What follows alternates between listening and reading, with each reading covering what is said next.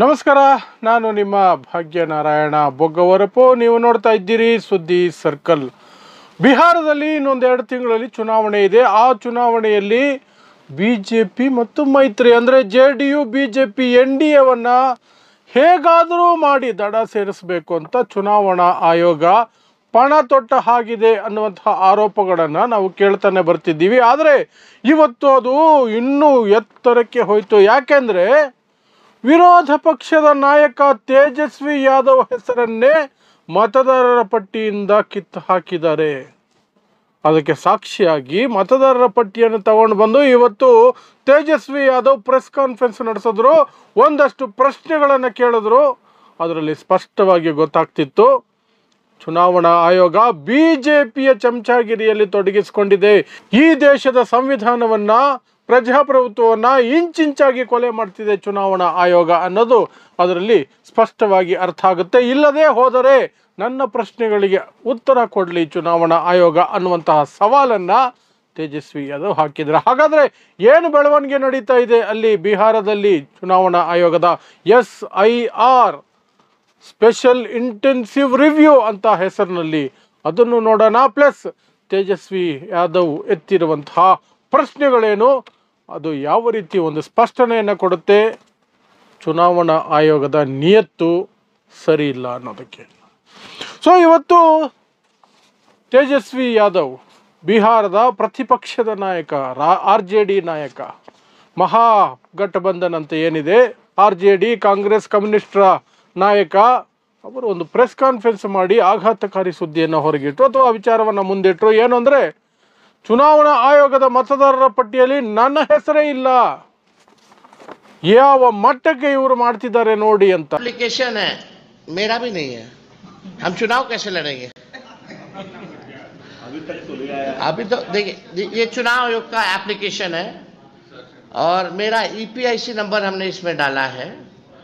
EPIC number अगर आप चाहें तो हम बता भी दें. ನಿಮಗೆ ಗೊತ್ತಿದ್ರೆ ನಮ್ಮ ಮೊದಲೇ ಸುಮಾರು ವಿಡಿಯೋದಲ್ಲಿ ಹೇಳಿದ್ದೀನಿ, ಅಲ್ಲಿ SIR ಅನ್ನುವಂತಹ ಹಿಂಬಾಗಿಲಿನ NRC ಮಾಡ್ತಿದ್ದಾರೆ. ಏನು ಅಂದರೆ 8 ಕೋಟಿ ಮತದಾರರು ಇರುವಂತಹದ್ದು ಬಿಹಾರದಲ್ಲಿ ಅಷ್ಟೂ ಜನರ ಹೆಸರನ್ನು ಕಿತ್ತು ಹಾಕಿದ್ದಾರೆ. ಹೊಸದಾಗಿ ಅರ್ಜಿ ಸಲ್ಲಿಸಬೇಕಂತೆ.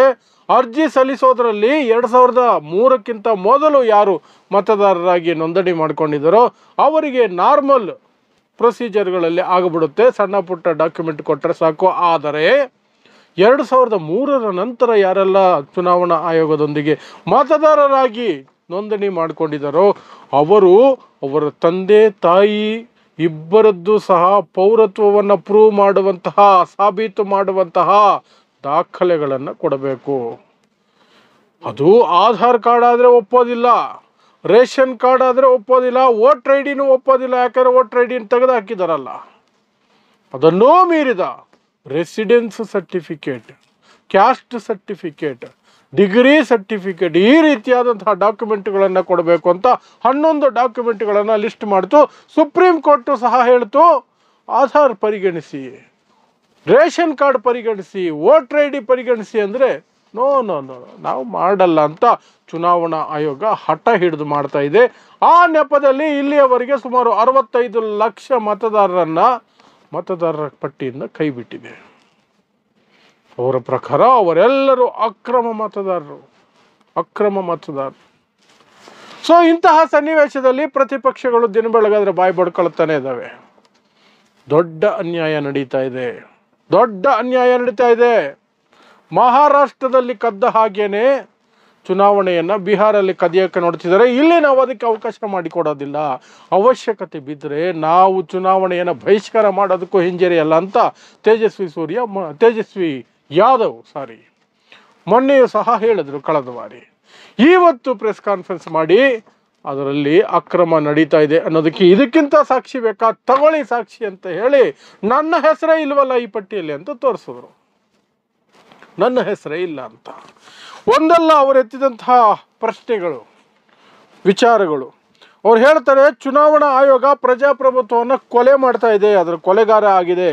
ಅವ್ರ ಹತ್ರ ಯಾವುದಕ್ಕೂ ಉತ್ತರ ಇಲ್ಲ, ಕೇವಲ ಮೌನ. ನಾವೇನು ಕೇಳಿದ್ರು ನೀವು ಏನಾದರೂ ಕೇಳ್ಕೊಳ್ಳಿ, ನಾವು ಉತ್ತರ ಕೊಡಲ್ಲ ಅಂತ ಸೈಲೆಂಟ್ ಆಗಿಬಿಟ್ಟಿದ್ದಾರೆ.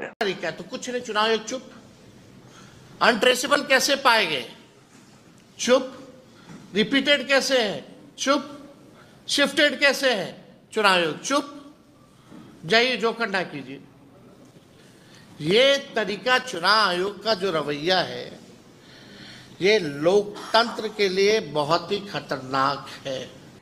IAS ಆಫೀಸರ್ಗಳು ಅವರ ಹೆಂಡತಿಯರ ಹೆಸರುಗಳು ಸಹ ನಾಪತ್ತೆಯಾಗಿದ್ದಾವೆ ಅಂದರೆ ಇಡೀ ಒಂದು ವೋಟರ್ ಐ ಡಿ ಏನು ರಿವ್ಯೂ ನಡೀತಾ ಇದೆ ಅದರಲ್ಲಿ ಎಷ್ಟು ಗೊಂದಲ ಇದೆ ಅಥವಾ ಎಷ್ಟು ಮೋಸ ಇದೆ ಅಂತ ನೀವೇ ಅರ್ಥ ಮಾಡ್ಕೊಳ್ಳಿ ಅನ್ನುವಂತಹ ವಿಚಾರವನ್ನು ಸಹ ಅವರು ಎತ್ತಿದ್ರು। जी है, हस्बैंड और वाइफ दोनों का नाम कटा हुआ है, वो ट्वीट किए। ಚುನಾವಣಾ ಆಯೋಗವೇ ಒಂದು ರೂಲ್ಸ್ ಮಾಡ್ಕೊಂಡಿದೆ SIRಗೆ, ಏನು ಸ್ಪೆಷಲ್ ಇಂಟೆನ್ಸಿವ್ ರಿವ್ಯೂ ಅಂತ ಏನು ಮಾಡ್ತಿದೆಯಲ್ಲ ಆ ಒಂದು ಎಕ್ಸಸೈಸ್ಗೆ ಚುನಾವಣಾ ಆಯೋಗವೇ ಒಂದಷ್ಟು ರೂಲ್ಸ್ ಮಾಡ್ಕೊಂಡಿದೆ। ಅದರಲ್ಲಿ ಮುಖ್ಯವಾದ ರೂಲ್ಸ್ ಅಂದರೆ ಪ್ರತಿಯೊಬ್ಬ ಮತದಾರರ ಬಳಿಯೂ ಸಹ ಮೂರು ಬಾರಿ ಹೋಗಬೇಕು, ಮೂರು ಬಾರಿ ಹೋಗಬೇಕು ಖಾತ್ರಿಪಡಿಸ್ಕೊಳ್ಳೋದಕ್ಕೆ। ಆದರೆ ಒಂದು ಬಾರಿಯೂ ಸಹ ಹೋಗಿಲ್ಲ। ಕೆಲವು ಅರ್ಜಿಗಳನ್ನು, ಕೆಲವಲ್ಲ ಸುಮಾರು ಅರ್ಜಿಗಳನ್ನು ಚುನಾವಣಾ ಆಯೋಗದ ಸಿಬ್ಬಂದಿನೇ ಭರ್ತಿ ಮಾಡಿ ಅವರೇ ಸಿಗ್ನೇಚರ್ ಮಾಡಿ ಅವರೇ ಅಪ್ಲೋಡ್ ಮಾಡ್ತಿದ್ದಾರೆ ವಿತೌಟ್ ಡಾಕ್ಯುಮೆಂಟ್ಸ್। ಅದು ರಿಜೆಕ್ಟ್ ಆಗಿ ಹೋಗುತ್ತೆ, ಹೋಗ್ತಾ ಇಲ್ಲ। ಮೂರು ಬಾರಿ ಹೋಗಬೇಕು ಅಂತ ಚುನಾವಣಾ ಆಯೋಗವೇ ನಿಯಮ ಮಾಡಿದ್ದು, ಬಟ್ ಅದೇ ಪಾಲಿಸ್ತಿಲ್ಲ। ಅದರ ಬಗ್ಗೆ ಸಹ ತೇಜಸ್ವಿ ಯಾದವ್ ನಿನ್ನೆ ದೊಡ್ಡ ಮಟ್ಟದಲ್ಲಿ ಧ್ವನಿ ಎತ್ತಿದ್ರು। क्या नियम के तहत BLO को 3 बार मतदाताओं के यहाँ जाना था? क्या वो 3 बार वाकई में गए? क्या BLO ने भौतिक सत्यापन के बाद मतदाताओं को एक्नॉलेजमेंट स्लिप दिया या कोई रसीद प्राप्ति अथवा पावती दी गई? ये सवाल है। छठा, संपूर्ण बिहार में कितने प्रतिशत मतदाताओं को एक्नॉलेजमेंट स्लिप जो है वो दी गई है? क्या इसकी दर 1% से भी कम है? ये सवाल जो है चुनाव आयोग से हम लोग पूछना चाहते हैं। 7वां, क्या मतदाताओं को उनका नाम काटने से पहले कोई नोटिस या सूचना दी गई थी? ಎಲೆಕ್ಷನ್ ಕಮಿಷನ್ ಬಿಜೆಪಿ ಏಜೆಂಟಿನ ರೀತಿ ಕೆಲಸ ಮಾಡ್ತಿದೆ, ಬಿಜೆಪಿ ಏಜೆಂಟ್ ರೀತಿ ಕೆಲಸ ಮಾಡ್ತಿದೆ। ಅದು ಬಿಜೆಪಿ ಮತ್ತು NDAನ ಗೆಲ್ಲಿಸಬೇಕು, ಯಾವುದೋ ಒಂದು ಪಕ್ಷನ ಗೆಲ್ಲಿಸಲೇಬೇಕು ಅನ್ನೋದಾದರೆ ಚುನಾವಣೆ ಯಾಕೆ ಬೇಕು? ಚುನಾವಣೆಯನ್ನು ಕ್ಯಾನ್ಸಲ್ ಮಾಡಲಿ ಅಥವಾ ಈಗಿರೋ ಸರ್ಕಾರನ ಕಂಟಿನ್ಯೂ ಮಾಡಲಿ। ಈ ರೀತಿ ಚುನಾವಣೆ ಮಾಡೋದ್ರಿಂದ ಯಾವ ಲಾಭನೂ ಇಲ್ಲ, ಇದು ಪ್ರಜಾಪ್ರಭುತ್ವದ ಕಗ್ಗೊಲೆ ಅನ್ನುವಂಥ ಮಾತುಗಳನ್ನು, ಆರೋಪವನ್ನು ನಿನ್ನೆ ಸೀರಿಯಸ್ ಆಗಿ ತೇಜಸ್ವಿ ಯಾದವ್ ಅವರು ಮಾಡಿದ್ರು। हम सब लोगों को चिंता करने की आवश्यकता है कि इस व्यवस्था में ये चुनाव कैसे कराएंगे जहां वोटर वोट ना दे पाए। आपने पहले से तय कर दिया कि फलना पार्टी को ही सरकार में लाना है, तो आप चुनाव क्यों करा रहे हैं? आप एक्सटेंशन दे दीजिए सरकार को, लेकिन आप लोकतंत्र को खत्म करने का प्रयास कर रहे हैं। ಇನ್ನು ಹೇಳಿದ್ರು Gyanesh Kumar, chief election commissioner, ಭಾರತದ ಎಲೆಕ್ಷನ್ ಕಮಿಷನ್ನ ಚೀಫ್ ಎಲೆಕ್ಷನ್ ಕಮಿಷನರ್, ಈ ನನ್ನ ಪ್ರಶ್ನೆಗಳಿಗೆ ಉತ್ತರ ಕೊಡಲಿ, ಹೀಗೆ ಎತ್ತಿರುವಂತಹ ಪ್ರಶ್ನೆಗಳು ಜೊತೆಗೆ ಅಲ್ಲಿ ನಡೀತಾ ಇರುವ ಎಲ್ಲ ಅಕ್ರಮಗಳ ಬಗ್ಗೆಯೂ ಸಹ ಉತ್ತರಗಳನ್ನು ಕೊಡಲಿ। ಇಲ್ಲದೆ ಹೋದರೆ ಅವರು BJPಯ ಗುಲಾಮಗಿರಿಯಲ್ಲಿ ತೊಡಗಿದ್ದಾರೆ, BJPಗೆ ಸಪೋರ್ಟ್ ಮಾಡ್ತಿದ್ದಾರೆ ಅಂತ ನಾವು ಒಂದು ನಿರ್ಧಾರಕ್ಕೆ ಬರಬೇಕಾಗುತ್ತೆ।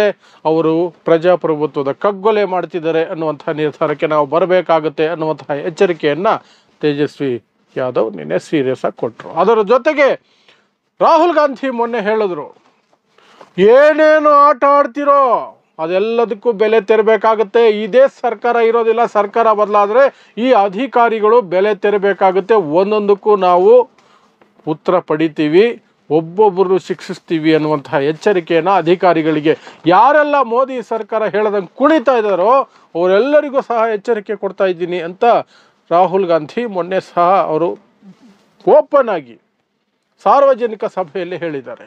ಆ ಮೂಲಕ ಅಧಿಕಾರಿಗಳು ತಮ್ಮ ಇತಿಮಿತಿಯಲ್ಲಿ, ಅಂದರೆ ಏನು ಕಾನೂನಿದೆ, ಏನು ಈ ದೇಶದ ಎಲೆಕ್ಷನ್ ಕಮಿಷನಲ್ಲಿರುವಂತಹ ರೂಲ್ಸ್ ಆ್ಯಂಡ್ ರೆಗ್ಯುಲೇಷನ್ಸ್ ಇದೆ, ಅದರ ಪ್ರಕಾರನೇ ಕೆಲಸ ಮಾಡಿ, ಅದನ್ನು ಮೀರಿ ಯಾರನ್ನೋ ಮೆಚ್ಚಿಸೋದಕ್ಕೆ, BJPಯನ್ನು ಗೆಲ್ಲಿಸೋದಕ್ಕೆ ನಾಟಕಗಳಾಡೋದು ಮೋಸ ಮಾಡೋದು ಮಾಡಿದ್ರೆ ನೀವು ಬೆಲೆ ತೆರಬೇಕಾಗತ್ತೆ ಅಂತ ಆ ಒಂದು ಅಧಿಕಾರಿಗಳಿಗೂ ಸಹ ಎಚ್ಚರಿಕೆಯನ್ನು ಕೊಟ್ಟಿದ್ದಾರೆ. ಸೊ ಇಷ್ಟೆಲ್ಲ ನಡೀತಾ ಇದೆ ಬಿಹಾರದಲ್ಲಿ.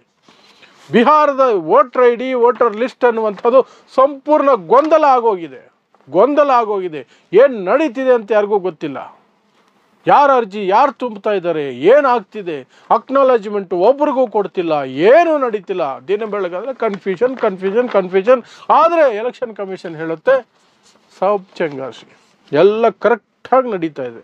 ಹೌದು, ಅವ್ರು ಅನ್ಕೊಂಡಂಗೆ ಕರೆಕ್ಟಾಗಿ ನಡೀತಿದೆ. ಅವ್ರು ಏನು ಅನ್ಕೊಂಡಿದ್ದಾರೋ ಅದು ಕರೆಕ್ಟಾಗಿ ನಡೀತಿದೆ. ನಿಜ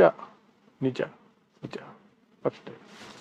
ಸೊ ಇಂತಹದೇ ವಿಶೇಷ ವರದಿಗಳಿಗಾಗಿ ನೋಡ್ತಾ ಇರಿ ಸುದ್ದಿ ಸರ್ಕಲ್. ನಾನು ನಿಮ್ಮ ಭಾಗ್ಯನಾರಾಯಣ ಬೊಗ್ಗವರಪು.